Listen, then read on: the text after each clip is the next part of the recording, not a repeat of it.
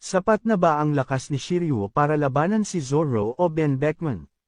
Si Shiryu ay hindi gaanong kahanga-hanga sa laban nila ni Garp, at sa ngayon hindi na kayang labanan si Ben Beckman. At kung ang taong ito ang naitadhanang huling kalaban ni Zoro, kailangan pa niya ng power-up.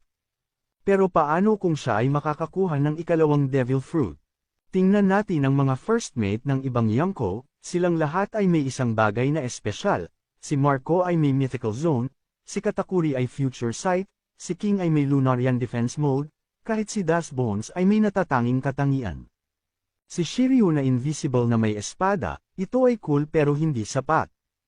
Ngayon ito ang twist, si Blackbeard ay makakuha ng ikatlong prutas, kaya bakit hindi bigyan si Shiryu ng ikalawang prutas, pero sa halip na kainin ito, maaaring ilagay ni Shiryu ang zone sa kanyang sandata.